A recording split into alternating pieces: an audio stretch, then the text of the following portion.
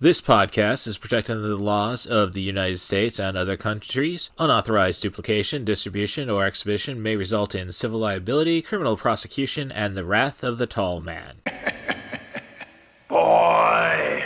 Hey, let's talk about you, the ID10T community events at ID10T.com, like Russ Stevens, aka Cool Movies Darth, who has started a podcast called 90 for Chill, which Russ says is dedicated to movies with a runtime between 74 and 99 minutes, the time frame that I feel is ideal. Russ, I could not agree with you more. That is a fantastic idea. Russ goes on to say there are times you need a cinematic fix but don't have time for the latest Scorsese masterpiece or offering from a comic book universe. There's also times when you need a conclusion to prevent a binge costing you a whole night. My guests and I try to follow these guidelines as we chat up features that are definitely worth your time and are beyond easy to make time for. 90 for Chill, the podcast, can be found on all major podcast platforms at 90forchill.com, and that's spelling out 90, Ninety, 4 FOR, chill. So there you go. Thank you so much for sharing, Russ. Really great idea for a podcast. Events at ID10T.com for everyone else. Previously on 90 for Chill, the podcast. He's a rocker. Doctor. Don't tug on that. You never know what it might be attached to. Inventor. Activate oscillator. He's broken the sound barrier. Philosopher. No matter where you go, there you are. And the only hero Buckaroo. Buckaroo. Buckaroo. Curse you, Banzai! who can save us all. Evil! Pure and simple from the 8th dimension! Grab him! Launch thermal pod. Buckaroo Banzai is pure nutty fun. Buckaroo, you forgot your thruster. Why don't you hold on to him for a while? The cult sci-fi classic. Run! In a dimension all its own. Real life Martians landing in New Jersey. Holy Toledo! We will fire a portable beam weapon. Vaporize the whole damn planet? If we blow this today, Get him up. there ain't no tomorrow. Left! I said left! This is left! I mean my left! Your left! Go your right! Buckaroo, President's calling about is everything okay with the alien space cloud from Planet 10, or should we just go ahead and destroy Russia? Tell him yes on one and no on two. The Adventures of Buckaroo Banzai. Which was yes, destroy Russia or number 2? Little Hand says it's time to rock and roll. Bring the noise.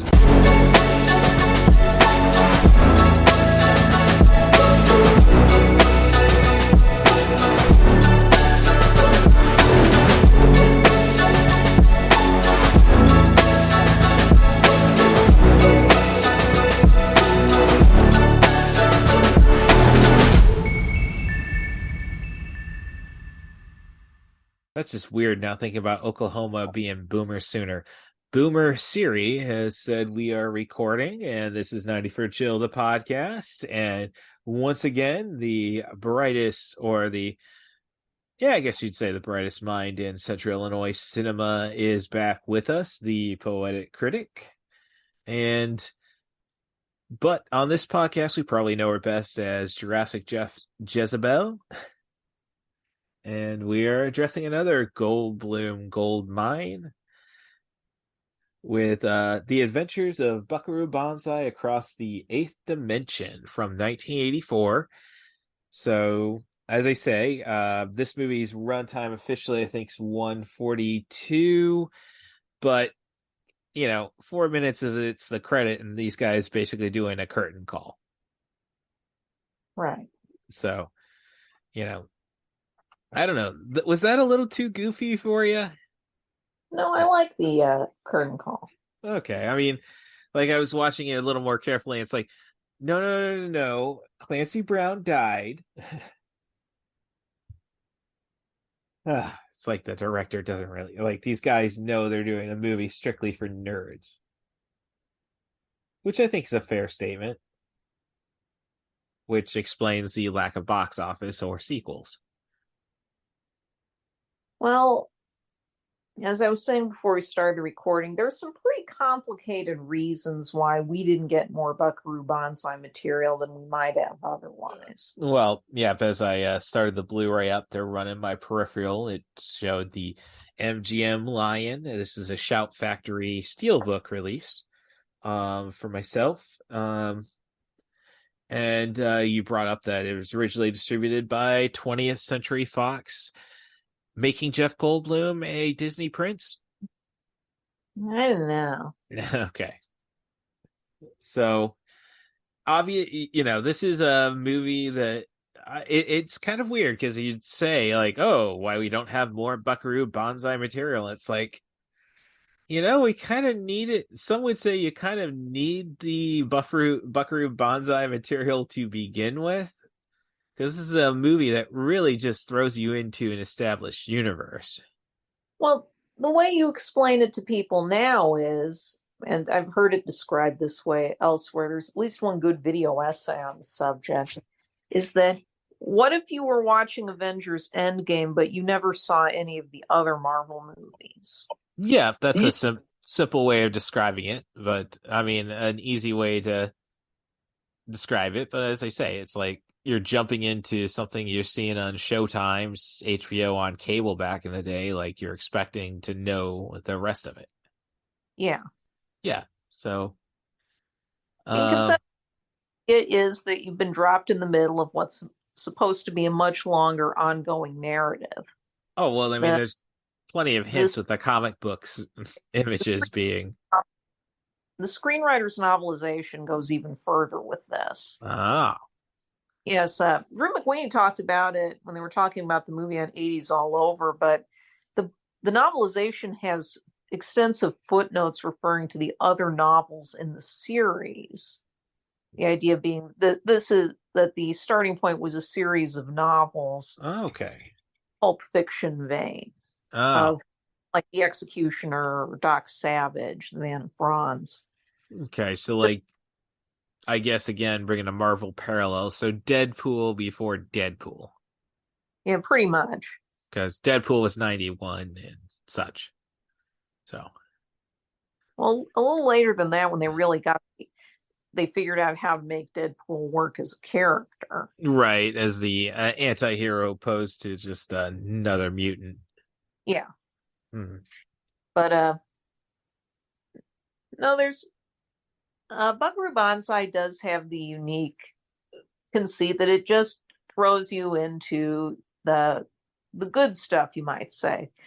I mean, one of the biggest problems the comic book movie industrial complex has seen is that almost everybody starts with the origin story movie, and after a while that gets boring. Oh, well, and no, there's plenty of examples of like beloved movies without the origin story. Say Punisher Warzone. It has a lot of supporters. And Well, don't know any of them myself.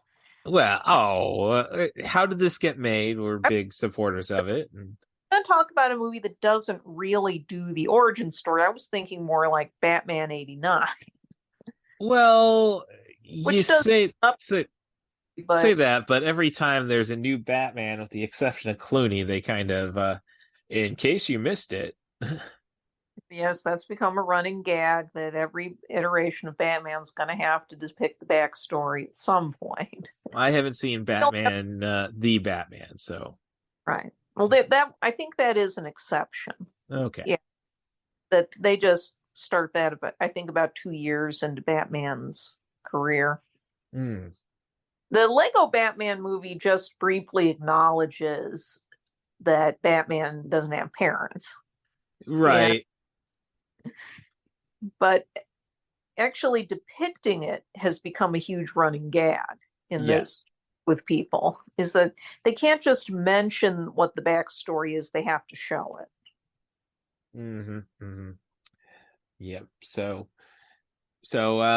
do we know how Buckaroo's parents passed? He's the son Sequence that I think appears on your DVD and it can be watched as an extended cut with Jamie Lee Curtis as the mom. Whoa. That brings this up. Oh, okay. Well. Yeah. So that's I mean so as I was talking to my friend of the show, Tim Bates, at work, hey, just rewatch that, and he's like, yeah, that is something. Basically he was very much on the, it's got Goldblum, so it's definitely good. So I shall My boyfriend David last Halloween, we were watching movies together one day, and he had been interested in this one after he'd seen the In Search of Tomorrow documentary about 80s sci-fi, because he'd never heard Yeah. of it until then. And once he Gee. saw it, though, he was totally on board for it. He said he was going to have to watch it again, but Well, he got on board on it from the start. I mean, the 80s were a weird time for cinema, at least in the Stevens household, because Mom was big on this one. Yes, Mom loved this one. Yeah, which, I mean, yeah, she'll watch MCU movies, but yeah, there's I mean, aside from looking for, like, her big thing is looking for older actors she likes and whatever they're Yeah, doing now. right. So, I mean, I can't really say that much with this. I mean, this is still pre the John Lithgow. Yeah, a lot of these careers were just taking off at the time this movie was released. A lot of them were coming up from character roles, or like Christopher Lloyd, they were really coming more out of TV than movies. Oh, Christopher Lloyd is priceless in this one. I think this is if it wasn't for John Booty, Big Booty. Yeah. I'm sorry, Big Booty. Yeah, I don't know where you get a lot of the villain roles. Well, I guess did he just was this after Star Trek 3? It was released the month before this film, or like more. So I'm just saying that's when he's gotten into the real villainous stuff. Well, I remember talking about coming out of TV, I remember there's a gag in the Mad parody of Star Trek 3 when, after they establish the Klingons' plot, the villain sits next and says, "Okay, take 5," and a giant off-duty sign lights up on the Klingon ship. Right. In a previous life, he used to work as a cabbie in New York City. So, all right, just gotta get my shot of Malort in. Okay. I don't know what other podcast is promoting that stuff, but I mean, I could at least use. I mean, it was a big joke at the What Do You Know trivia, which is Chicago-based Tournament of Champions. Like, you had the Malort cohorts and such. So I remember that. And of course, I started drinking this stuff when I was wrestling in Berwyn. Sorry, I figured I could get Sven Gulli out of you there. Well, I don't know if your target audience knows much from stuff like Sven Gulli. So. Yeah. So. Yeah, well, I mean, I don't really know what the target audience is, honestly, when all the promotion is usually wrestling related. Like, hey, remember me getting shoved into a women's bathroom in Berwyn by Austin Aries? I'm doing stuff still. So I mean, so the movie basically starts with Peter Weller as the Buckaroo Banzai neurosurgeon, and just a guy trying to be the best that he can be, leading his band, the Hong Kong Cavaliers. Yep.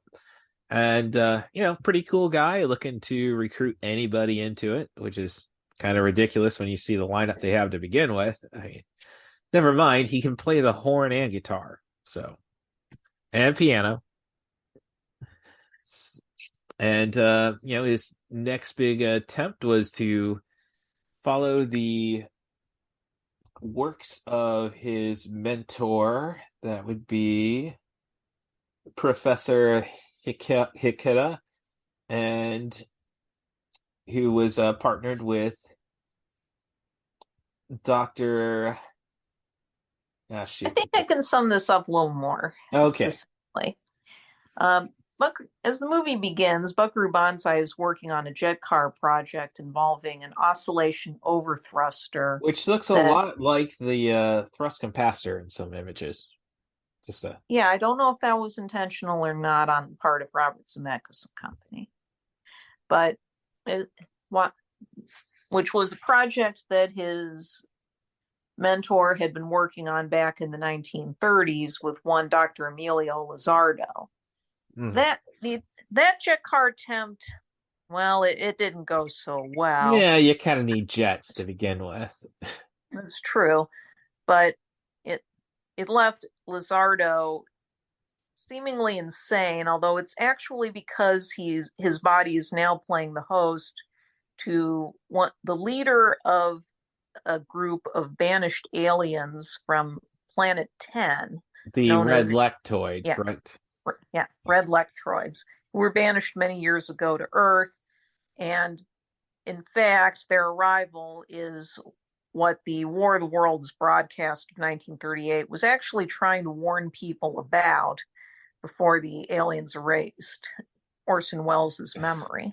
Which is essentially the first time Jeff Goldblum ever did the coincidence, catch a cold. I mean, like, yeah, that's one of his first big exposition dumps in a movie. Yes, yeah. Anyway, Buckaroo Banzai successfully manages to not only break the sound barrier, but briefly travel into the eighth dimension where the other red lectroids are as yet imprisoned, most of them anyway. Mm-hmm. When Emilio Lizardo, who has been institutionalized in an asylum, and a very low rent one at that, yes, finds out about it, he starts making plans not only to escape, but to convene with the other red lectroids to gain control of the overthrusters so they can free the captives from the other dimension and return to their home world. And I only brought up the color of the red lectroids because they are there are two different species of lectroids. The others are black lectroids, who are quite aware of what's going on down on Earth and eventually task Buckaroo and his colleagues to either stop the red lectroids from escaping, and if they don't, they will have to the black lectroids will instigate World War III by triggering a nuclear exchange between the US and the USSR. So they only have about 24 hours to figure this how they can stop them. And I only bring up the colors again because I didn't really catch on to the race concerns until my most recent rewatch. Since all the red lectroids and black lectroids can assume what appears to be human form to human eyes. Otherwise, they're what my boyfriend called discount Klingons, basically. Right, but what I'm just saying is, like, our black lectroids. Okay, black lectroids appear to us as basically black Jamaican people. Red lectroids appear as white redheads, basically. Oh, I did not catch on to the ginger bit. All right. Well, no, they're all pretty much redheads, aren't they? Well, they're definitely soulless. So, all right. So, yeah. So, of course, in the meantime, Buckaroo's got his own tour dates to hit with the Cavaliers, and he comes across a Penny Pretty, who appears to be the spitting image of his late wife. Yes, Peggy. Yeah. So, yeah. So definitely several volumes. So, as I say, you have to accept that you're just getting the good stuff, which is definitely yeah. So I can see why people who aren't really familiar with comic books and novels, or at that time, I mean, even watching serials on TV, would kind of feel a little off, like what have they been dropped into. So, and this is a movie though that I think is still very 80s in a sense. No, it's a completely 80s version of pulp aesthetic. This is just a few years into MTV, There's a definite new wave riff in the Buckaroo and his band's aesthetic. Yes. Well, the backing band that appears in the club scene is actually Billy Vera and the Beaters. Ah, all right. The actual, which was a group at the time that had a few hits, like I Can Take Care of Myself and songs like that. Mhm. No, it's definitely being more, not trying to be a completely ground up piece of world building, the way a lot of the sci-fi films of this period were trying to be after Star Wars. Okay, yeah, I could definitely see that.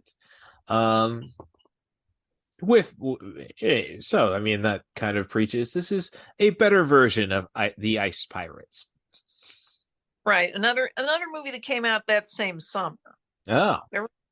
1984 was a really big push for sci-fi movies. I mean, most people think of 82 as right, the the Thing, Blade Runner.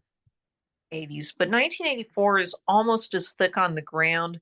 The main difference is by that point they were getting more willing to be more comedic takes on these ideas. Well, right. I mean, and when you say this is summer stuff, it's basically saying, and this got eaten up by Ghostbusters. Yeah, and Gremlins also came out at the time. Which again still kind of fits that aesthetic in a sense. Yeah.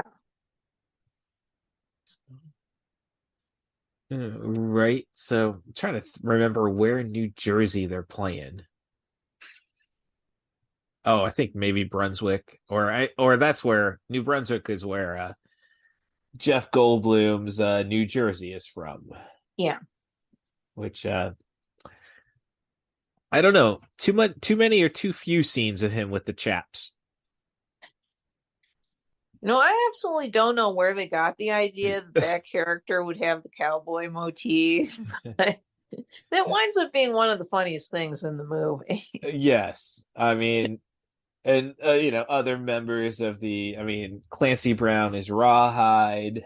Right. Lewis Smith is Perfect Tommy, which is fun, especially the scene where they're getting Penny out of prison after out of jail after her confused suicide attempt / assassination attempt. Ellen Barkin is the actress who plays Pretty. So if you need something better than Mad Dog Time with Ellen Barkin and Jeff Goldblum, this would be the pick. But I mean, I just like the bit. Why is it my draft? Why do I see you in my jacket? Because you're perfect. Got a point there. But yeah, it's interesting looking at 80s aesthetics. You get the films that were trying to do the world building from the ground up. Then you get the ones that were clearly set in this world. Like Spielberg was and his ilk were very good at this. Mm-hmm. And then you get the ones that aren't doing ground up world building, but clearly aren't quite the world we know. And I think that's where he'd put something like this. Okay. Everything feels a little off. Oh yeah, no, it's little too much fun, or a little too knowledgeable of what we're actually dealing with, especially in the Reagan times. Yeah, that's one way of putting it, where these kind of things clearly happen in this world as a matter of course, rather than being unusual. Well, we talk about the Red Lectoys, but there's a lot of Italians as Red Lectoys. Vincent Schiavelli, Dan Hedaya as John O'Connor and John Gomez. Right. The seconds to Lord John Wharfin, if you get where we're going with the names. Right. The running gag with another running gag with both species of Lectroid is that all their Earth aliases are John and some kind of a last name. Mm-hmm. And if they're women. Well, if you pay attention, they eventually get to ones like John Smallberries. Smallberries, yes. John, many Johns.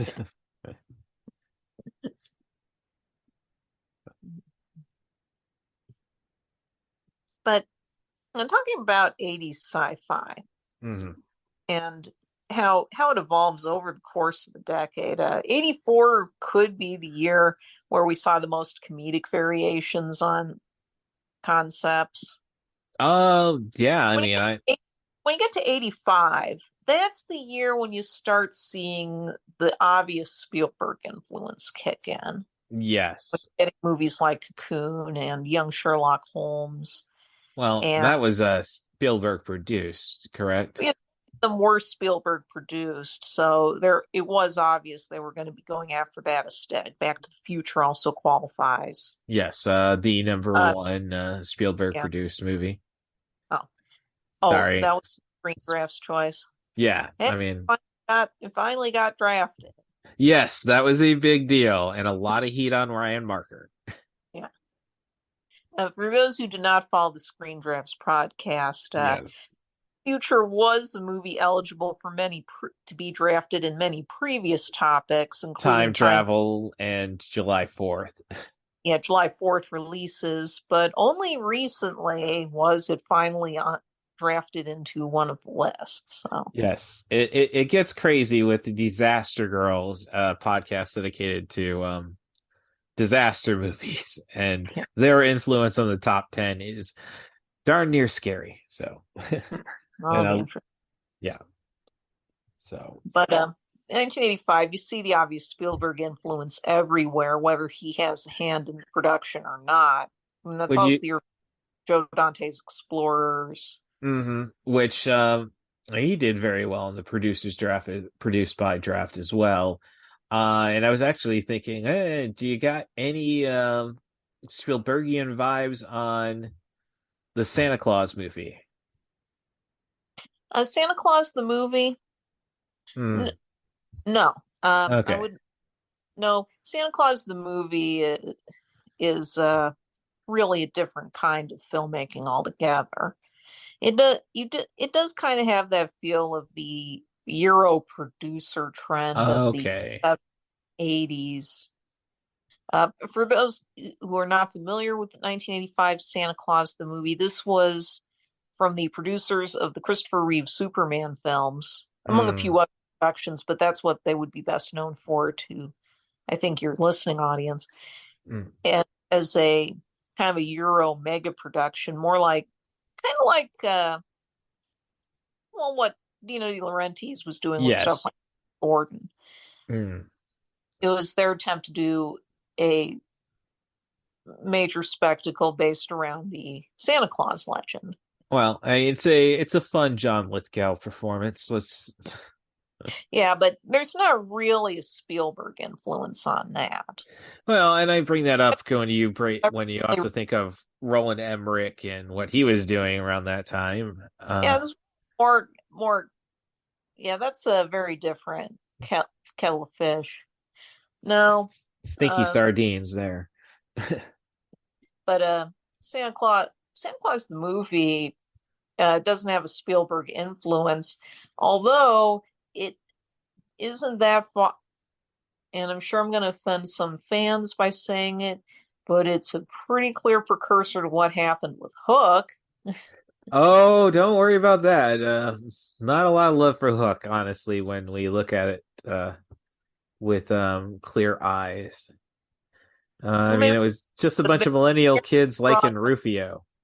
Yes, there's a very strong millennial fan base for this movie, and you don't necessarily want to offend that crowd. Oh, bollocks to them, all right? Like, not everything Robin Williams did was gold.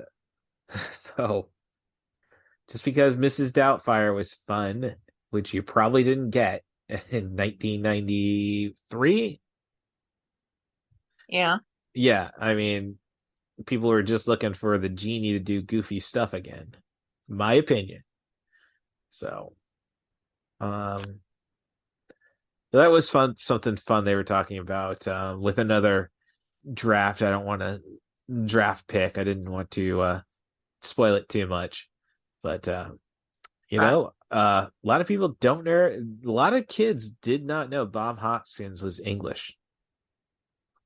Uh, not until we saw the making of material. No. Yes. Like, oh, that Shmee is just doing a great accent. Kids see Brazil. So, so, I mean, I don't know. It's really, I guess I'd say, is this a movie a little too predictable that, again, being basically the continuation of a series, that Buckaroo wasn't really going to be in any harm in this feature. Yeah, it is that kind of a story, I suppose. I mean, it's the story where you know the good guys are going to win going in. Well, yeah, that's true. So, No, it's not a movie that's about emotional stakes or torque in any way. right. And I guess with that said, is that something that, a lot of people, I mean, I guess modern audiences definitely seem to just have a vibe that they need those stakes. I'm not quite sure where you're going at. In the name Well, of every comic book movie or franchise related picture practically guarantees that no character will be dead for long if they die at all. It's hard to see what emotional stakes those have. I'm just saying, but look, if we didn't kill Quicksilver in the second Avengers movie, then um, nobody would be prepared for the Black Widow or Gamora in the sequels, I'd guess. There's actually a word for that kind of thing in the world of comic books for something like Quicksilver is called C-list fodder. Those Well, are characters nobody is going to care about anyway. They can just toss to the wolves as needed. yeah, it's true. So you're saying Rawhide was just C-list fodder? Oh no, I'm not saying he's not cool and stuff. So But I'm at the yeah, press conference stories at my peripheral. So characters who have to be thrown to the wolves in the end to suggest that there is a danger the characters are facing. It's like in the James Bond movies where usually the first gal he hooks up with ends up dead. yeah, no, screw the herpes he's spreading. You just don't want to be the first one in the movie. Um, so, so we're at the press conference in my peripheral, and you get that vibe that kind of just pops up out of there about Penny just knowing everything that's going on. Right. There's an explanation for this in the novelization, but I don't want to go into spoilers. Okay, yeah, no, appreciate that. An explanation for this. So, but this is basically, again, like I was as I was discussing with Tim at work, there's a lot of like everybody had to be all in on pretty much like no, everything's established to make this movie work. Yeah. So I mean, of course I guess that's a benefit of having such great character actors in this movie. Tom Baker, the most famous of the classical Doctor Who's, uh, put it that one of the most important things, if not the most important thing, that you had to have as an actor to be the Doctor was that you could just rattle off techno babble and exposition at a moment's notice and make it sound convincing, even if it didn't actually make any logical sense if you looked at it. Okay. So this movie basically requires a whole cast of actors who can do this. Right. Yeah. I mean, you look at it from a I mean, just from the lead standpoint, Peter Weller, I don't think he's ever really worked as a leading man in a traditional sense. I mean, his probably his most famous role is the original RoboCop. Yeah, 3 years later. I mean, Right. never really had a lot of traditional leading roles. Mm-hmm. Okay. Um, although I mean, he was able to carry movies as needed in genre films like Leviathan in 1989. Oh yeah, so I'm still trying to get Andrew TD on board. He really wants to talk about Tombstone, which Yeah, obviously doesn't qualify, but right. George P. Cosmatos is kind of like the ultimate pushover director. Oh, what you're saying. Well, I mean, Cobra, he pretty much was just complaining about Stallone.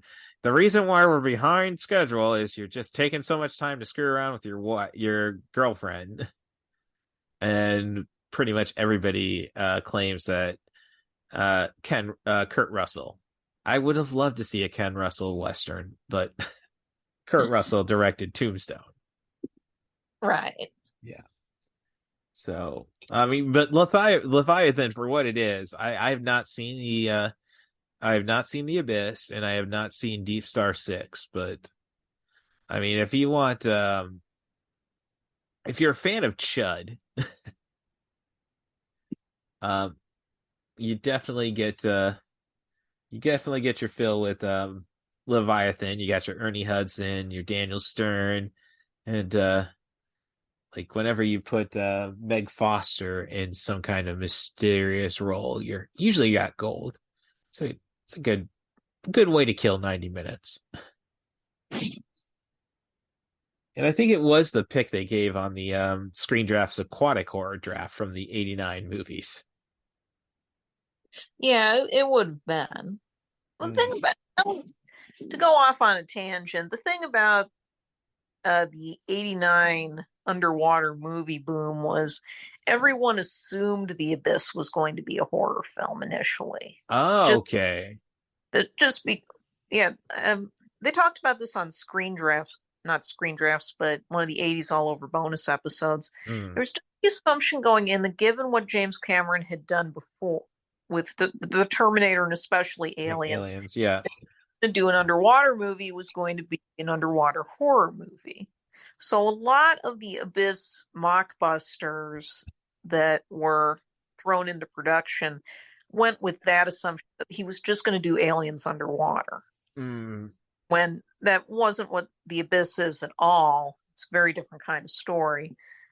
But they couldn't have known that at the time.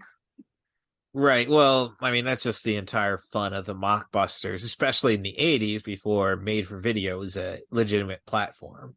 Yeah, made for video was starting to take off in the 80s, but it was only the disreputable horror stuff or some kind of stuff for kids. Yes. There's probably a podcast episode to be talked about that kind of thing.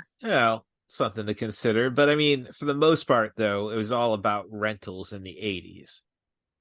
Yeah, it was mostly a rental market back then. Right. So, I mean, with streaming now, I mean, it's about that time. But I would say by the mid 90s until streaming, mockbusters is all about selling you stuff because like Abraham Lincoln Zombie Hunter was, but it's all about beating to the punch, which brings us to probably everybody's most favorite dare I say mockbuster studio in a sense, as in Canon. I'm not sure you would say was a mockbuster studio per se. Well, think about Missing in Action. That's true. Yeah. Something that would qualify. Right. But producers, the way the exploitation market always works is that you are trying to grab onto trends as soon as you can. Right. I mean, you had 2 break-in movies in 1 year. Right. I think the difference between between something like Canon and the Asylum was that the Asylum wouldn't. The Asylum does try to trick the gullible. Canon was nakedly imitating stuff, but they weren't trying to pretend they were something they weren't. Okay, that is fair. Despite they, I think the Go On and Glowus would go to say Cannes with a movie poster to sell, Yeah, they sell things on the posters and stuff. Well, and that's not then for write the script afterwards. right back in the days of Roger Corman at American International Pictures when he was getting his grounding in the industry. It was not uncommon to come up with the title and a poster first, and then you make the movie. Well, and that was standard. So that was standard issue B pictures back in the 50s. Well, okay, I can see that. I'm just more accustomed, I guess, to the full moon features and Stuart Gordon experiences. Like the entire thing about Castle Freak was just a image on the wall, and like, so what is that? It's a castle and there's a freak. So I mean, I guess that with that thought, this movie is a Jeffrey Combs away from perfection. But granted, he didn't do Reanimator till a year after this. Yeah. So developed wax. But talking about producers and stuff, okay, the story. I'm just going to go by memory here. Okay, cool. The producer of Buckaroo Banzai of Sherwood Productions, the production you see before the film proper, David Bagelman. He produced a few movies, but he pretty much clamped down on the rights to all of them pretty tightly. Yep, and he was involved shady business dealings. And this ended up tying up the Buckaroo Banzai rights for many, many years. It took, I don't think they did the first DVD release of this movie until 2004 because they had to sort the rights issues. At least we got it for the 20th. Yeah, but that was also what tied up any plans to do the sequel that they had loose idea for in mind. So I do see at the end of the movie you get the the promise of Buckaroo Banzai against the World Crime League. And the movie hadn't done that well in theaters, but everybody was enthusiastic enough about it that they would have done a sequel if asked. Yeah. Or a television series, which was being floated around for a time around the late 90s. But eventually everybody aged out of it. All right. No, I mean, if you're going to come back to it now, it's definitely in that legacy sequel era where I think you have that guy who played Snake Eyes as who would be the next Buckaroo Banzai, just because we don't really want to mess around with the fact that Peter Weller is definitely not half Japanese. Right. That's another sign this was an 80s movie that you could just cast a Caucasian guy as a biracial character. And I've known enough second, third generation Asians who still like to throw the last name associated with them. I was in again, I'm in the wrestling business, so it's like Brett Wilson, good friend, great opponent, would go by Brett Gakia, the Asian sensation. You're definitely 2 generations removed.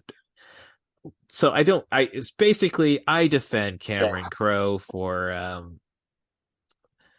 the Emily Stone controversy for what was that, Aloha or Aloha. Yeah. But I mean, if you watch the South Park episode where Butters comes to terms with his Hawaiian roots, it seems forgivable. But no, the key thing that kept Buckaroo Banzai from having any kind of continuation, despite it finding a measure of cult success, had a lot to do with the legal wranglings with the producer. No, and I And could, yeah, no, you should never, like, just from my own personal experience as the copyright owner of Main Event of the Dead, yeah. Um, come up with the idea and then get your friends involved. Don't go straight to Congress. we were talking earlier about how this was a movie for nerds, and that was another reason the film kind of struggled in 1984, is because most of the marketing for the film was directly targeted at the sci-fi convention market and magazines like Starlog. They Right. didn't really try to sell the mass movie going audience so much. No, no, this would be today. It would be a mid-sized budget Fathom Events and let's see what happens project.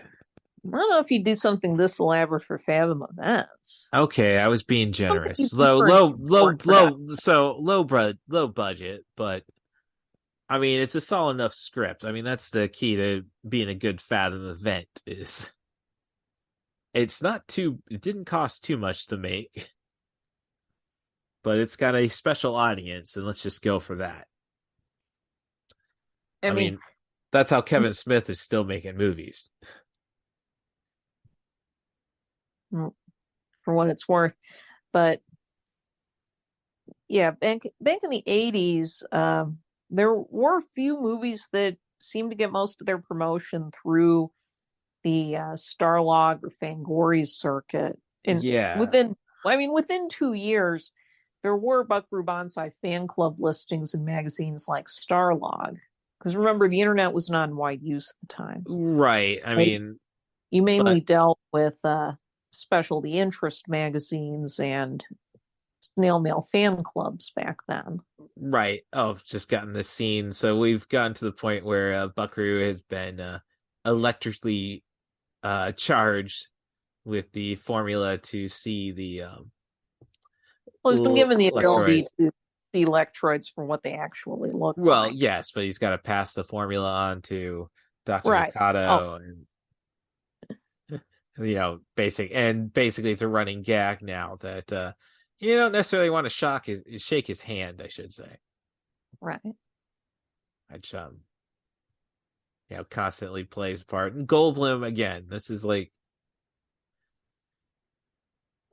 it's almost surprising that Goldblum got the fly because it's like, oh, we know where to plug this guy in. I mean, it was almost an exposition drop in, say, Annie Hall. I mean, I think it speaks for the attitudes of the feature at many points. What was it? What's my motivation? No, I forgot my mantra. Oh, okay. Which is weird. Has Christopher Walken and Jeff Goldblum been in anything else? Or have they actually shared the screen, I should say?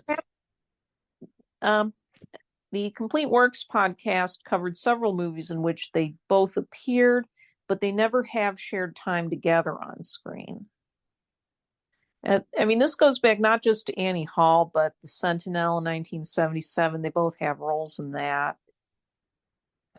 Same year as Annie Hall, but you listened to part of the Man of the Year episode. yes, yeah, I didn't, but that was still 2006. Like, and there's hope.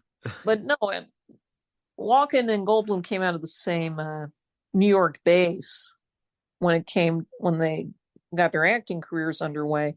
So they actually turned up in I think 4 movies have both actors in them. The other is really early 1976's Next Stop Greenwich Village. Right, I've heard of. Yeah, which also has Bill Murray in it, which is a whole different set of crossovers. Yeah, very weird because 70. I mean, Murray didn't go on Saturday Night Live till the 75-76 season, correct? No, 76-77. Oh, okay. You see, I just thought he was immediately filling in for Chevy. Right. So, but so I mean, now obviously Buckaroo Banzai in this feature is a national treasure. He's basically got his fan club supplying with helicopters. to get out of situations.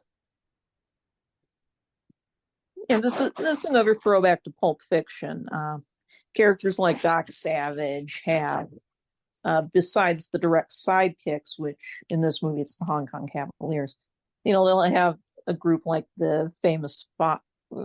In different fiction, they'd have the hero has some kind of group of sidekicks.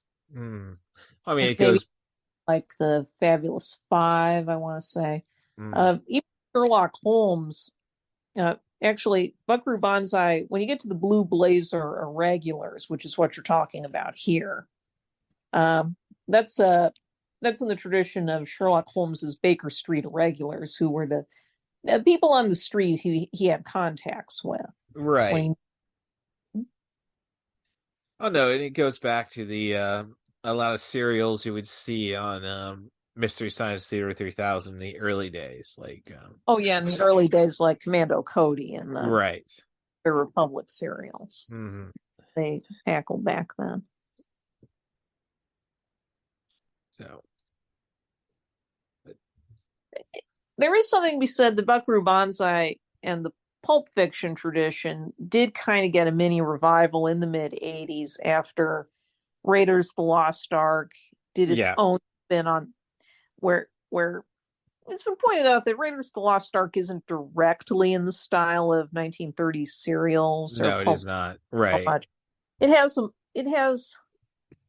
a more modern, thorough pacing that didn't stop them from being kind of a boom in pulp fantasy and fiction concepts in the mid 80s to try and imitate the success Raiders had. There were actually a few movies like this, and it could be easy to confuse the titles. One that, like 1985, had Remo Williams, The Adventure. That's actually why I was pulling up Fred Ward's IMDb. Yes. Yes. That is a direct adaptation of a pulp line. Right. No, I used to see a bunch of the audiobooks at the truck stop I used to work at. That's a direct adaptation. 1986 had more of an indie effort in this vein called Jake Speed, which is kind of like Buckaroo Banzai. It's a story about a woman who her sister gets kidnapped while she's traveling in France into a white slavery ring. And the woman doesn't know who to turn to for help, but it turns out that the main character from a popular series of pulp novels that her grandpa reads is actually a real turns out in the movie's universe to be a real person who goes on globe-trotting adventures with his sidekick, and they make a little extra money by writing books inspired by their adventures on the side. So and they go on an adventure to save the sister. So this all ends with the League of Extraordinary Gentlemen. Well, I mean that's Alan Moore. So again, disconnect the Alan Moore from the cinema, and League of Extraordinary Gentlemen in a sense. Well, yeah, in a sense that kind of brought the pulp kind of a deconstruction of pulp attitudes. I mean, talking about other pulp fiction that was getting adapted, when Cannon decided they wanted to knock off Raiders of the Lost Ark, they adapted some of the Alan Quartermain story. Right. Yeah, I was familiar with that. Yeah. And I've seen those because, I've seen a chunk of the Cannon output. And the thing about the movies like Jake Speed and the Alan Quartermain movies is that they, when you talk about an 80s sensibility, the problem with a lot of the pulp adaptations was they weren't 80s enough in how they treated minority groups or other cultures. Okay, so with that said, of sensitivity, but there are some truly alarming portrayals of peoples in the Cannon Alan Quartermain films. Well, which is because a lot of these movies were actually filmed, on the continent. Right. Okay. I was about to say, well, you mean Remo Williams? It's pretty racist. And didn't that guy get a supporting actor nomination for that movie, or at least a Golden Globe or something? Yeah, in that movie, Joel Grey plays a Japanese guy. Korean, but and Joel Grey, famous the Jewish stage actor, plays a Korean guy. And that was one of the higher end attempts to do pulp. You don't want to see some of the stuff that turned up in the Cannon Oh, films. no. Yeah, you either go from canon forward or you don't go back to canon. Yeah. 90 for Chill, the podcast, proudly presents to you Allie's Accessories Shop on Etsy's Trash Feature Review.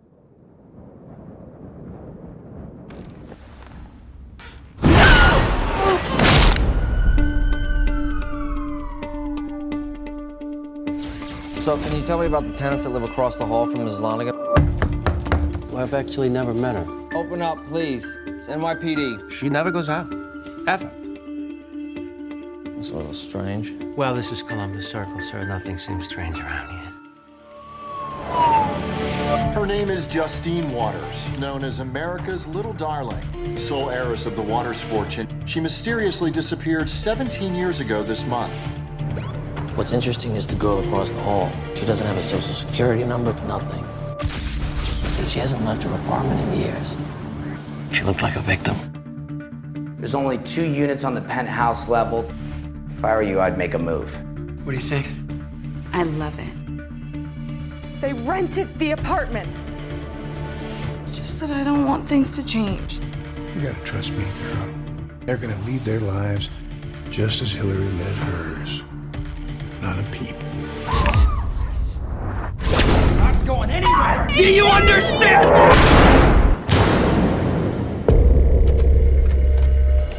Do I call 911?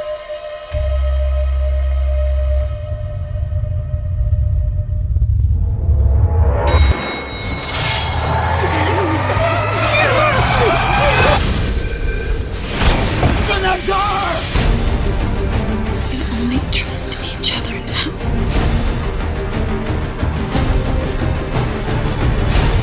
If you are who I think you are, you're at the center of something very dangerous.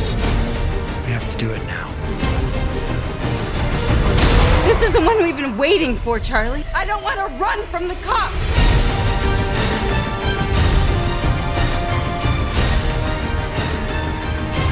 I don't make mistakes. We're one email away from a fortune. I can't go anywhere!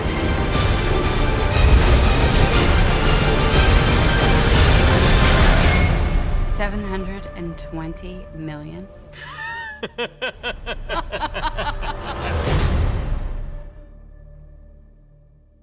Since Buckaroo Banzai is pretty much an ensemble flick when you really break it down, your Peter Wellers, your Jeff Goldblums, Ellen Barkins, Clancy Brown, John Lithgow, Christopher Lloyd, Vincent Schiavello, Dan Hedaya, etc., etc. I figure I'd better go and accompany this with Allie's Accessory Shop on Etsy's Trash Feature Review with what looks like an ensemble film from 2012, Columbus Circle, starring Selma Blair, Amy Smart, Jason Lee, Giovanni Ribisi, Beau Bridges, and Sam Levine at one point. Or Levine, I'm sorry. What have you. So, tagline is Fear Thy Neighbor. It's a story about Selma Blair as a shut-in in the Columbus Circle neighborhood of New York City, who... Oh, yeah, so... the neighbor across the hall just died, and she was interested in getting her apartment as well. And as it turns out, it gets rented by Jason Lee and Amy Smart. And lo and behold, they portray an abusive marriage, and it's all a scheme to get the shut-ins money. And Beau Bridges is involved with this as the caretaker to Selma Blair. So it really kind of works out for a 90-minute movie, because you'd expect some cat and mouse in this. I'm sorry, Kevin Pollak actually co-wrote the screenplay with George Gallo, writer of Midnight Run, amongst many other movies. And, it's just... I say the direction is the weakest point. Maybe Jason Lee is an abusive husband, but by the 50-minute mark, we pretty much have exposed the plan, and it's only an 85-minute movie, so it's like, what kind of cat and mouse can be done? And fortunately, the script is written well enough that, hey, they managed to still pull it off and be kind of fun and clever by the end of it. As I say, the direction's worth nothing. Kevin Pollak's good and in it. And Selma Blair's fun. It's a lot of fun, though, if you think of this as the low-budget threequel to Hellboy, since Selma Blair's character in that franchise is hiding from her own dangerous powers, and essentially wants to say this isn't the same character, aside from, reality. But it is distributed by Universal Pictures, same people who did Golden Army, Hellboy 2, The Golden Army, so I don't think it's that far of a stretch. Superman! There would be that second wave of trying to do pulp characters in the 90s after Batman hit it big. Right, which obviously, again, means Tim Burton never read comic books. But in that pulp run, like that was when we had the adaptations of The Shadow and The Phantom and so forth. And they were still running into failures to properly adapt the material for modern mores. Buckaroo Banzai is not the most progressive movie ever, but I'm just saying, with The Shadow, you did have Russell Mulcahy as the director. So that's not a good start. But Buckaroo Banzai is not the most progressive movie by modern standards, but it's aside from not as bad as it could have been in trying to make pulp work for the 80s. Well, I'm just saying this is definitely not the worst by any stretch. The worst bit is the fact that you have, again, Buckaroo Banzai being a Caucasian who's supposed to be of a Japanese father. Again, I've already defended that. You can send me a check later, Cameron Crowe. So, because, I love the race element that we have. Essentially, the black people are the good guys. And, we should have embraced that damn near 30 years ago now. Then. But, gosh, it's one of those movies, this is definitely a movie where it's like, kind of wish Fox News were around just to screw with them. But I do love the cheap effects right now when they're talking to, I don't want to mistake the title of the lead black electroid. John.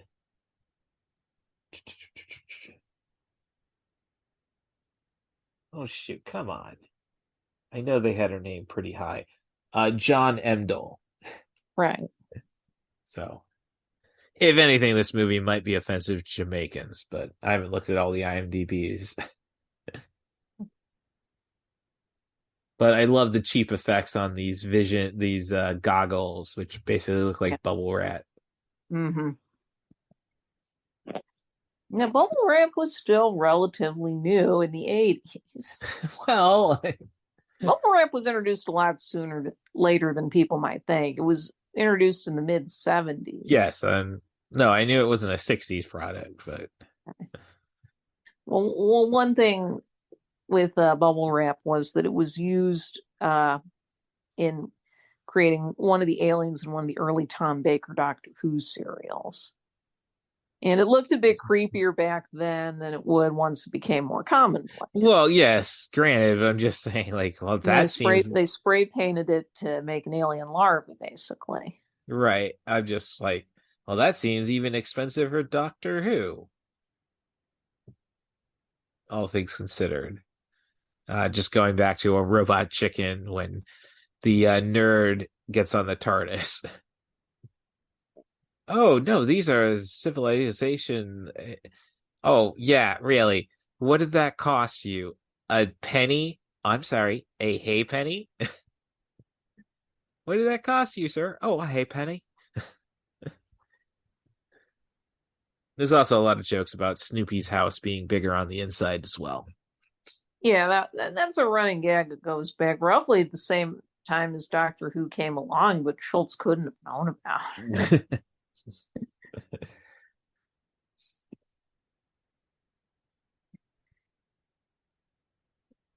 Yeah, just still kind of in the peripheral. It's like, does Helen Ellen like I can't really think of an Ellen Barkin character who wasn't exceptionally neurotic in a sense.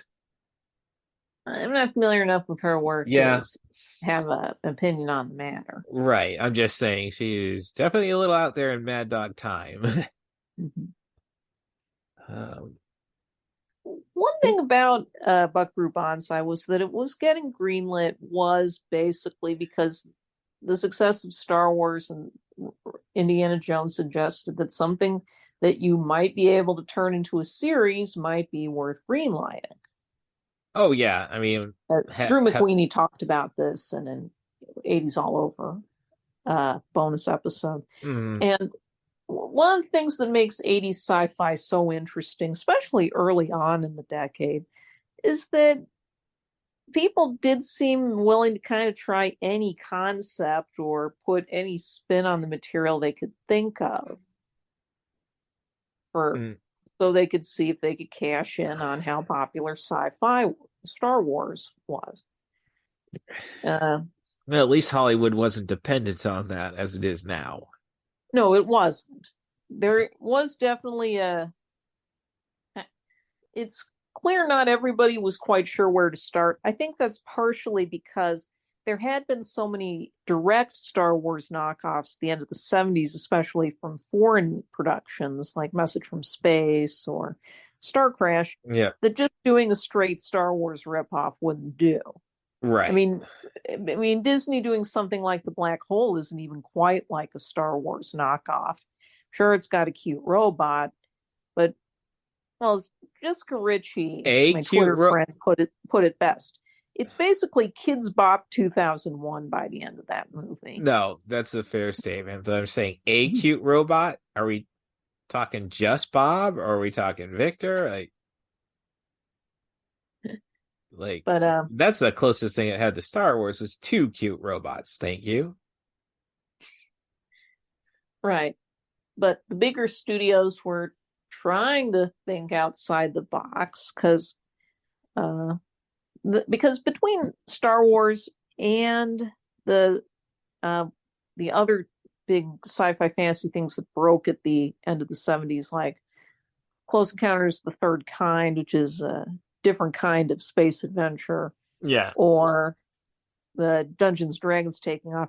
He had a lot of interest, weird ideas being floated around the major studios. Kind of what can we take just one element of Star Wars and build a movie around it, which is said to be how Universal Pictures greenlit Heartbeeps. Apparently, the story goes there was a survey said the thing people liked best about Star Wars was it had cute robots. So the thinking is, well, why not make the whole movie about the cute robot characters? Well, where will that take you? Should have waited till the animated series failed. So, or as I look up at my Ewok cell. Dungeons and Dragons is really popular. So, well, what can we do with a medieval fantasy where we could work in a lot of character types? Yeah, the fun thing though is you still had the adult theme stuff because recently the Windy City double feature show did a bi-weekly podcast did a triple feature of Time Bandits, Time Walker, and the Sword and the Sorcerer, Albert Pion. Yeah, Albert Pion's Breakthrough. Yes. Which I was reading. I have this wonderful book of old sci-fi and fantasy newspaper ads from the 80s and 90s. called Ad Astra.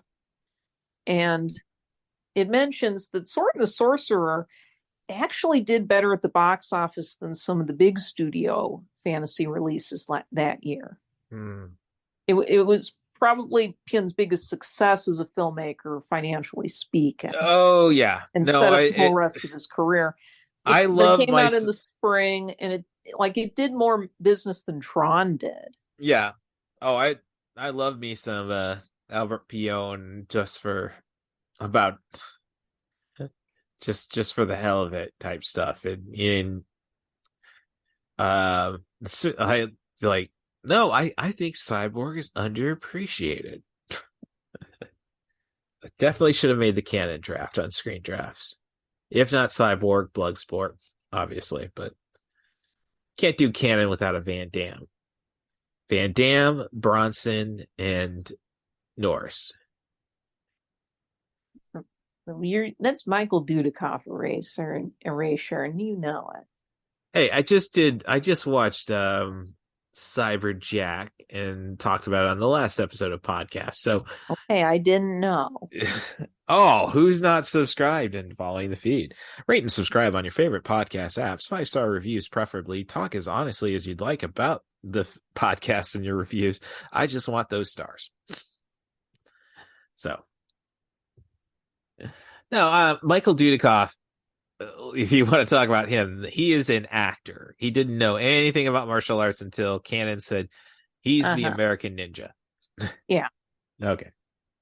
Cyberjack, though, was a lot of fun because, like, Brian James was like the predecessor to Tom Hardy, because Tom Hardy never uses the same voice, tries to make every performance very different. And yeah, Brian James always seemed to do that. Mm-hmm. I mean, if it wasn't for his over-the-top limey character in Tango and Cash, he'd probably have no screen time in that movie.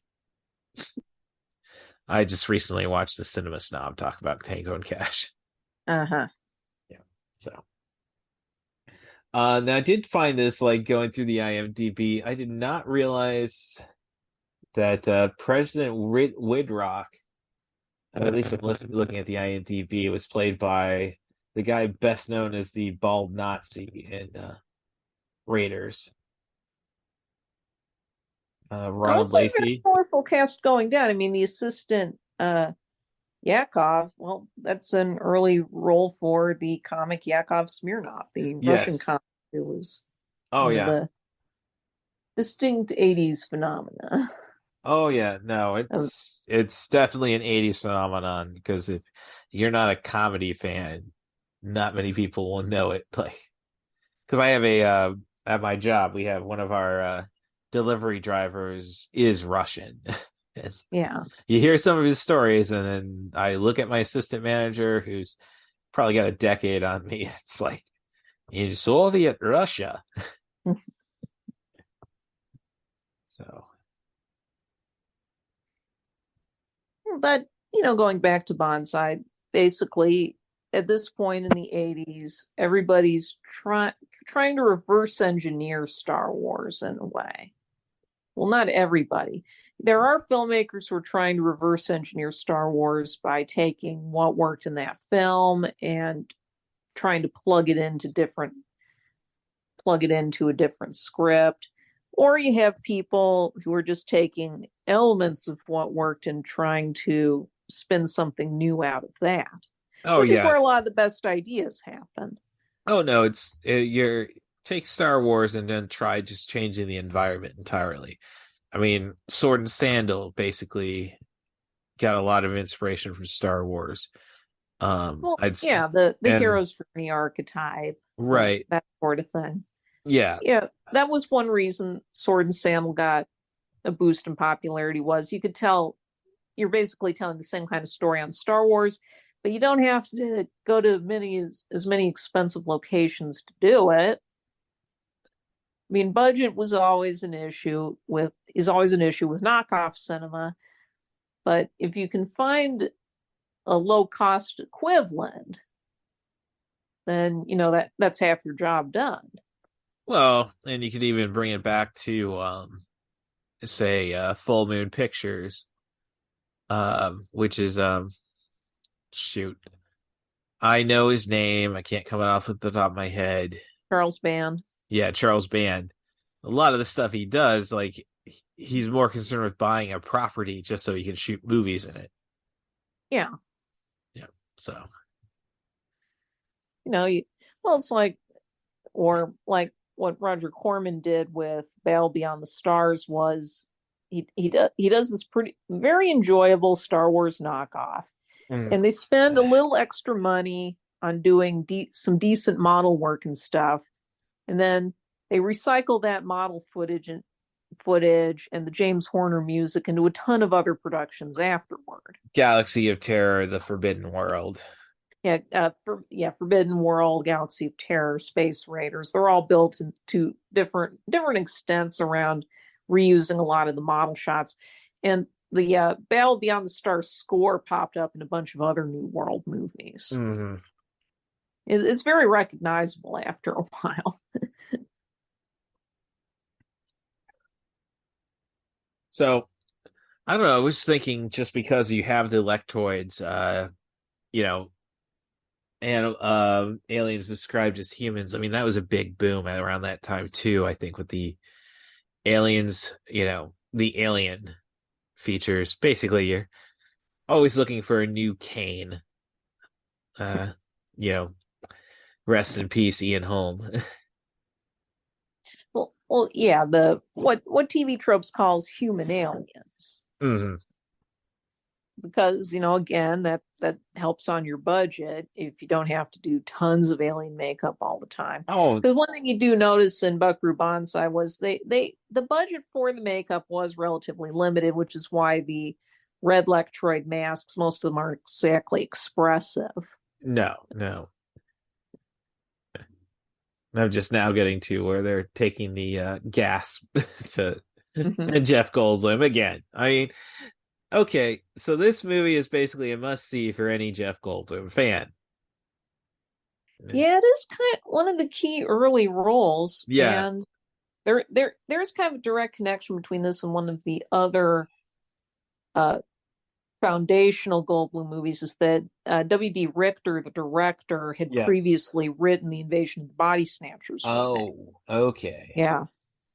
This is directed by that movie's writer. Oh, right. Richter had an interesting career around this time. He also scripted the 1979 Dracula. He was kind of a... script wasn't the problem with that movie, I will say that. a big figure, fairly popular figure in genre screenwriting at the time.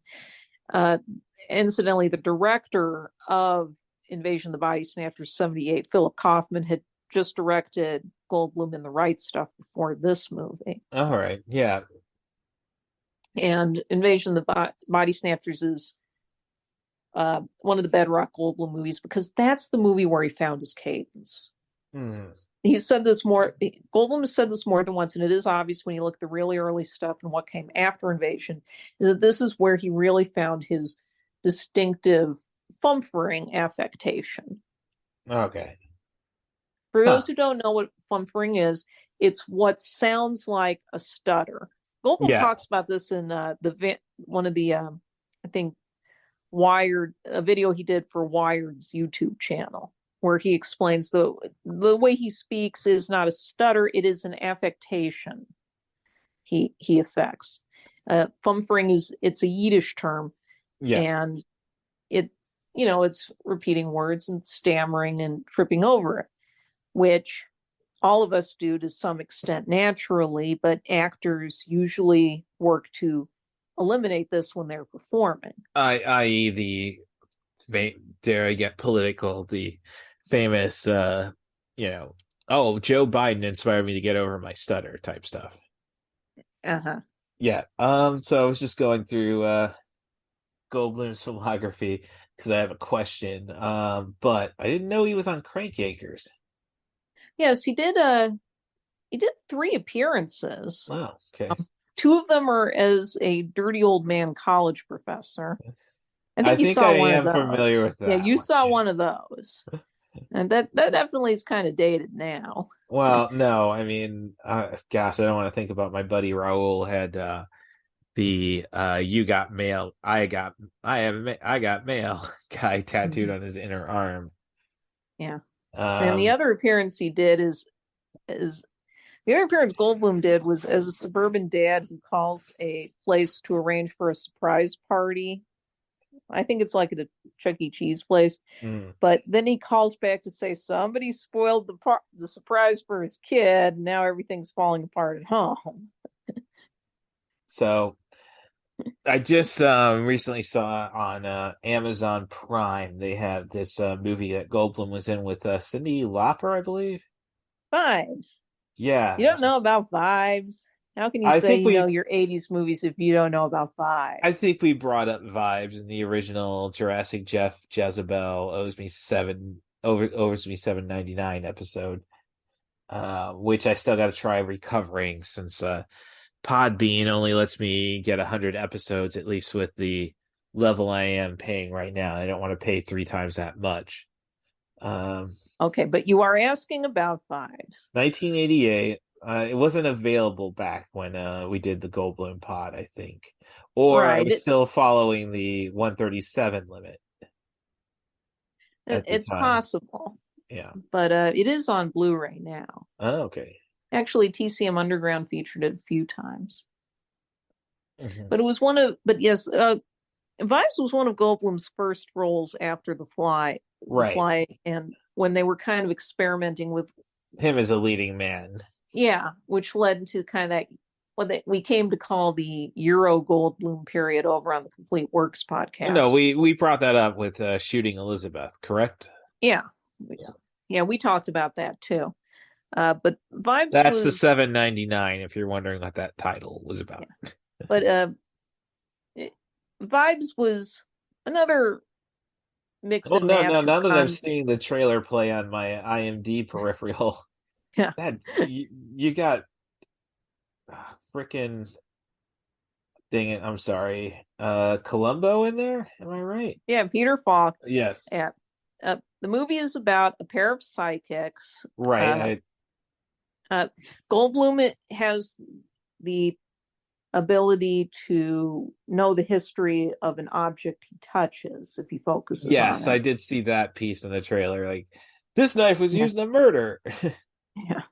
Yeah. And Lauper has can communicate with a spirit and has the power to astrally project herself, among other things. Oh, okay. They get thrown together, but when Peter Falk's character approaches them, ostensibly to track down a lost son in Ecuador, but it's really to search out an ancient treasure in Lost City. Okay, so I think we're...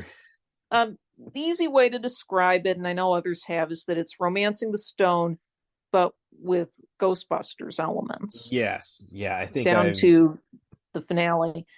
It's pretty lightly enjoyable. Some people are really fond of it. All right, so the District Columbia kind of just threw it away at the time. They were going through a lot of financial issues by 1988, so they didn't really give this a push, and it kind of had a rough production.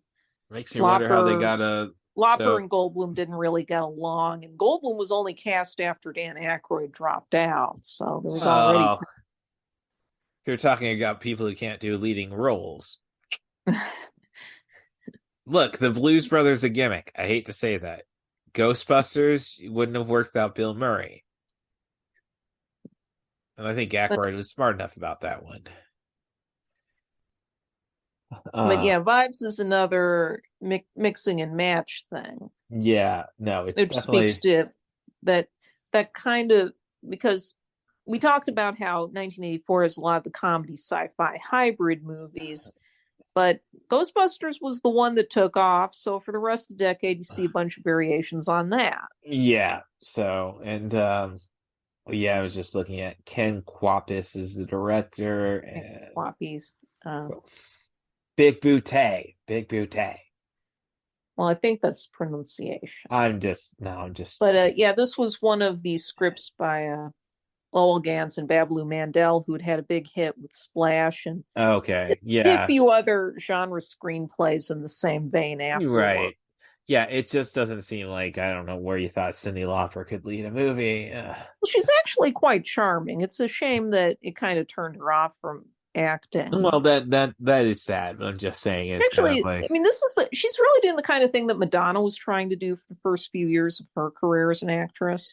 yeah, but Madonna still had desperately seeking, Yeah, which but I mean, no, no, Lauper's really likable in the movie, and you wouldn't know that it was a difficult production because she and Goldblum do have a nice chemistry going by the end. oh, It helps that this is the kind of story where the characters start out as antagonistic. But okay, yeah, no, don't say. No matter how rough a relationship you have, dare I go back to Deborah Winger and Richard Gere. yeah, If you're going to be professional about it, you can hmm definitely develop a chemistry. right. So, again, wrestling knowledge too. Like we like to say, better friends, stiffer enemies. hmm So, all right. So, Actually, Vibes does remind me though that um, it's really movies like Ghostbusters that started the dreaded cliche of the modern superhero movie in particular, though it pops up in other genre movies too. The ending where you have to close a portal. yeah. Because you get this, the ending of Howard the Duck hinges on this. The ending of Vibes basically hinges on this. Okay. You must stop some Something force evil from from coming taking over. through. Yeah. Well, it's weird that basically starts in a bunch of comedy movies, but now we Well, play it totally straight. yeah, no, that is strange. Um, but since yeah, when did we start teaching Jeff Goldblum how to handle a gun? I don't know. Because we're at the assault on Yo-Yo Dine in the Yeah. movie. It's like, ha! I mean, they even joke about. I mean, I know the character's not supposed to know, and the character's kind of dim. He's just happy to be there in a lot of Yeah. states. Um, yeah. Oh, I was thinking of other movies where you have to close the portal at the end. I think that's the ending of My Science Project is you have to close the portal. Oh, I mean, I'm trying to think. That's the one with Dennis Hopper Oh, from '85. okay. Well, I look. You I have to didn't. close the portal. There's a thing about Dennis Hopper is like I don't really know anything myself between Apocalypse Now and Blue Velvet. It's all kind of a blank space for me. Well, but between those, he wasn't doing a ton of work then. Yeah, true. I do know that much, but yeah. And I mean, 86 was really, Yeah. Was it 86? Where Dennis Hopper was really becoming Dennis Hopper to the modern Yeah, that's the audience. year he did both Blue Velvet and Hoosiers. And where was Texas Chainsaw? Was that 88? No, that was '86. Texas Yeah. Chainsaw So Massacre. Massacre 2. Yeah. Yeah. Which is really like, oh gosh, I don't even want to. Sorry, I watch a lot of what culture videos. And yeah, you get to see all the. I know way too much about Texas Chainsaw without actually seeing the original movie. And I'm not, it's like, what were you guys thinking? Like, I think Toby Hooper even had a good clue on what he was thinking with Texas Chainsaw 2. And at least Texas Chainsaw 3 has an awesome trailer with the lady of the lake throwing the chainsaw to Leatherface. So, I do love, like, they really go full fascist on the red Lectroids. Yeah. I mean, I guess I should say red is obviously this is a communist joke. It probably is. You couldn't really not bring that up in the mid '80s. No. That was kind of the late period Cold War thing.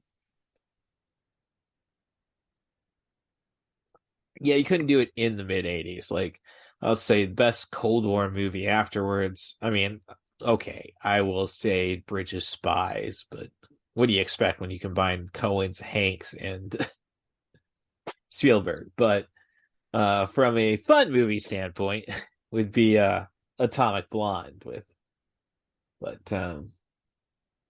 which is more about the East Germans resisting the idea of, yeah, it's all ending. Good soundtrack, Naked Charlize Theron.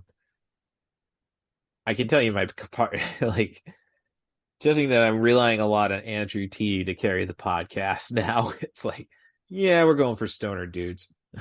And now, I just, as we're going through the finale, we're building towards the climax, I should say. Um, can't help but appreciate our Secretary of Defense. I can't recall the actor's name. Matt Clark.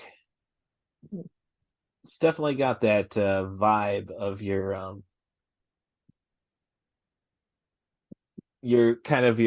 F troop. I mean, he's eventually trying to negotiate getting the portal jumping stuff from the little black kid. Mm-hmm. So I don't know. And watching this, kind of like, man, we really need more love for Vincent Schiavelli. I would agree. Like, Lucky Charm and Milos Forman's films. yes. Oh, was all the way through. mm-hmm. Which really, Death to, like, the last thing I saw was Death to Smoochie. Yeah, that was one of his last films. Yeah, it was just oh, that was Danny DeVito. So kind of they worked together a lot. Right. I was gonna say kind of Milos Forman in a sense. Yeah. Because you can definitely tell there's definitely an influence of that on Death to Smoochie. Really a movie that I think was under, like, just maybe was ahead of its time. I don't know. I really don't know. Yeah, I saw it at Westlake, so it was either too late or too early, that's for certain. Right.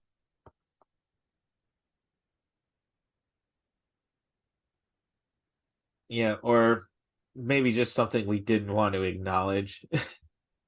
Mm-hmm. Like, especially when you have the entire Smoochie blackmail bit.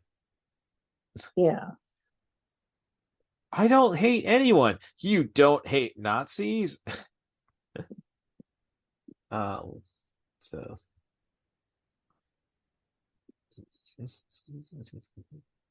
but yeah, I mean, this, if it wasn't for Buckaroo Banzai, I don't know if Christopher Lloyd was going to be a believable villain. I mean, maybe in a comic sense. I mean, obviously It wasn't his first villain role. In fact, he played a straightforward villain in another of the many attempts to do pulp fiction in the 80s, which was 1981's Legend of the Lone Ranger. Oh. Plays the key antagonist of the Lone Ranger's backstory, one Butch Cavendish. Okay. And that plays things totally straight. Huh. Oh, yeah, he was in roles earlier than that. I just need a creepy grin or a monkey boy joke to feel comfortable. I mean, Star Trek 3 is an all right movie, but it's definitely not. It's definitely not an even number Star Trek movie. Despite all the love that Trey and Matt give it. Mm-hmm. I have had enough of you. But I mean, you can complain about, budget restraints, but it's kind of like in the 80s you have these bits where, like, oh, what's our climax going to be? I can't really say this the the jet battle or the spaceship battle was overly and I say that again just watching The Lost Boys and how it's like, oh, and the villain falls for that. So but let me see, where are we at? Huh. Okay. So I don't know, as we talk about Jeff Goldblum being beloved, it's now. I mean, I think Jeff Goldblum is interesting in the sense that I can't think of a direct-to-video thing he's ever done. Jeff Goldblum? Yeah. I'm not sure anything he ever did absolutely went direct to video. There Well, was some, he did do some direct to cable work at the turn of the 90s. well, yes, but I mean, HBO was gold at that time. Well, no, HBO didn't have that big a reputation for original productions back then. They were doing them, but most of them, were kind of low rent. I mean, Framed is an amusing movie, but But I say that because Peter Weller, on the other hand, I mean, for me, Peter Weller direct to video, I'm there. Which is kind of like, I don't know, what was he lacking? If he's lacking anything. Because I've seen some, like I've seen some bad movies with Peter Weller, but they're all, I mean, he is always excellent. I would even say recently did Top of the World, where it's basically Die Hard at New York, New York. Like, which is also like it's a fun movie to watch just for the character interactions you get. Like, where else are you going to get Dennis Hopper versus Peter Coyote, or Joey Pants versus Dennis Hopper? And there's not enough great Martin Cove performances out there. So I don't know. I'm just like, and then another movie I've seen with Peter Weller, part of the Alex accessory shop on Etsy's Trash Feature Reviews, was Shadow Hours, where he does a pretty good job at being a Faustian slash hybrid with, say, Tyler Durden, the imaginary friend. So I don't know. Like, I'd probably have to pull up his IMDb. Like, I'm just saying, you brought up that, oh yeah, well, he had Leviathan and carried that, and then it's like, well, I think it was just not a warm and cuddly screen presence that people seem to tend to prefer for their A-listers most of the time. You're saying he wasn't cute and lovely and lovable in Naked Lunch? You see, you're going right into that. I don't know. Again, I did a lot of crazy people. Distanced. I think you might call it a bit of distance to him. It's very effective in those kind of settings, but it's not that he didn't have the traditional action star build of this period that everybody no, he was ahead of the time, if anything. Yeah. If anything, it was might have been a bit ahead of the curve. Right. No, it's not until Die Hard do we have some regular looking guy. I will say though, he was an excellent Batman in the Dark Knight Returns adaptations. Right. But yeah.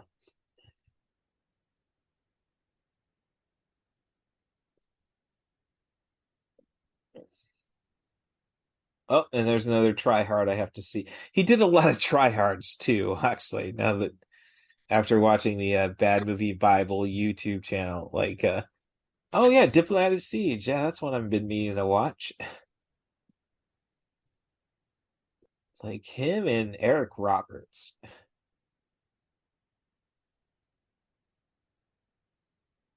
It's almost, I guess the big question is, can you see a Jeff Goldblum as a hero, I mean, as a lead hero in any of these kind of not just pulpy, but cult-like action movies. I don't think he was really an action Well, style. not action, but I mean, Bill Murray's not an action star. That's what I guess when I say pulp and stuff. But no, in a light comedy context, he works just fine. Okay. You see it times. Right. Then work. Or like caper farce, which is what Framed was. Right. No. They just have to work relatively light. And again, it wasn't really the style at the time. So, sometimes you only have a window of so long when you can really be more than a character actor. Okay, that's true. It's just like nobody respects the character actors, I guess, unless you're a pretty looking character. Like everybody's just basically saying the best thing about Brad Pitt is he's actually a character actor. Mm-hmm. But and he's not a great lead, I would say. I mean, Edward Norton is the lead in Fight Club. I mean, you have ultimate ensembles when he works with Tarantino. So I guess that's the real trick, is trying to get one of these non-film school savants behind you, I suppose. Mm-hmm. Like, and everybody talks about what the 10th Quentin Tarantino movie will be, and it's like, I don't care what it is as long as we can get Jeff Goldblum in it. So, but yeah, now we're to the anticlimactic ending where one shot and the bad guys are dead. So I do think it is one of the funnier aspects of the story is that the red Lectroids are actually pretty pathetic. oh yeah, it's just They're really confused me. How did they rule the threat Planet to 10? enough of a threat that the plot has some stakes, but not enough that the heroes can't steamroll them. Right. But of course, you got one of the greatest lines after Buckaroo gets back to Earth from his parachuting. So the president wants to know: are we fine? Are we going to war, or and are we supposed to nuke Russia? No on the first. Oh no, sorry, something. Is everything fine, and are we going to nuke Russia? Yes on the first, no on the second. Which one was which?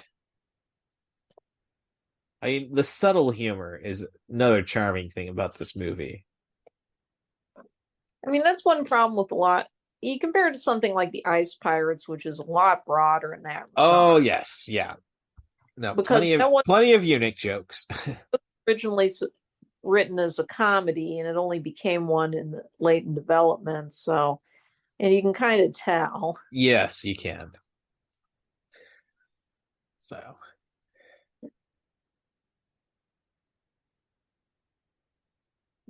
yep. But let's see. So, no, we just have to bring Ellen Barkin back from the dead, and I'd say that's a movie. So, otherwise, Ben, any movie recommendations right now, be it new or old? I can't think of any offhand. Although I'm thinking if you want, then maybe if you'd like some ideas for another episode down the line, we did the episode once early on about 80s animated features. Mm-hmm.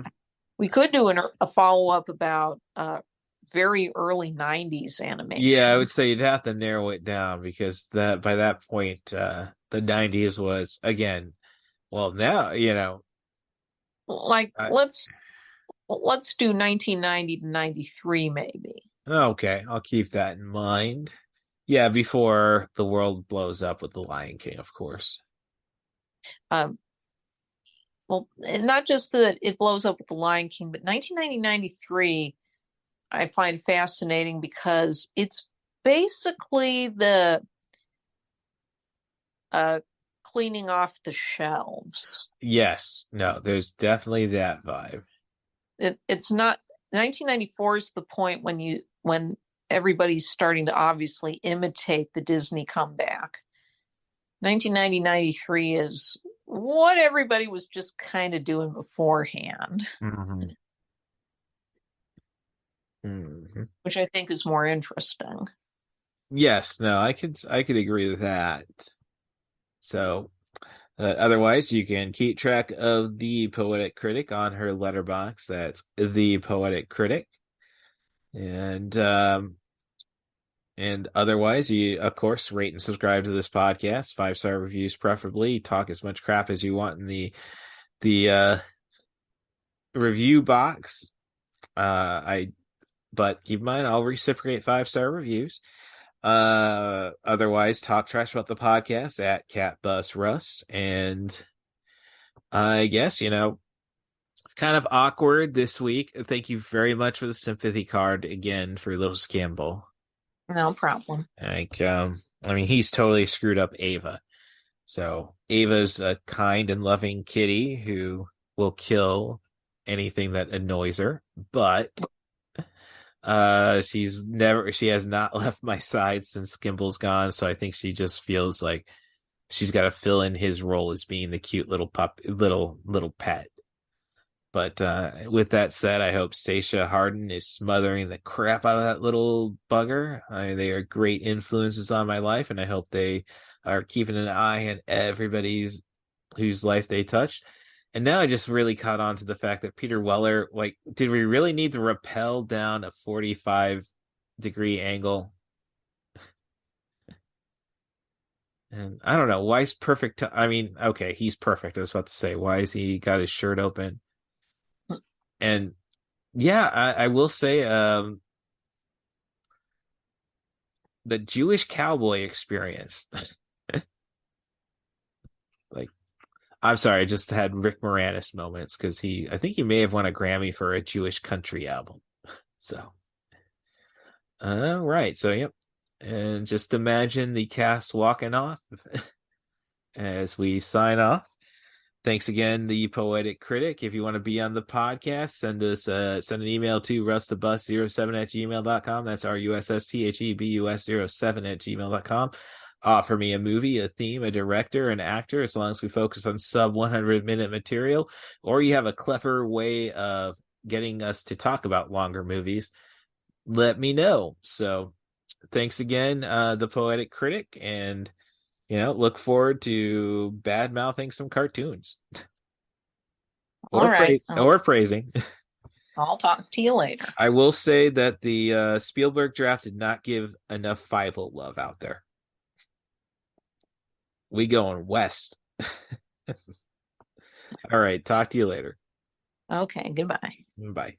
Can I hear a wahoo?